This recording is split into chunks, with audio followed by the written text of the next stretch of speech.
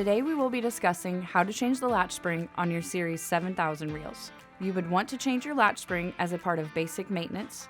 You may also want to change your latch spring if your reel is not holding tension or no longer holding your hose at the desired length. To begin, remove all spring tension from your reel. Also, turn off supply lines and remove all pressure from the hose.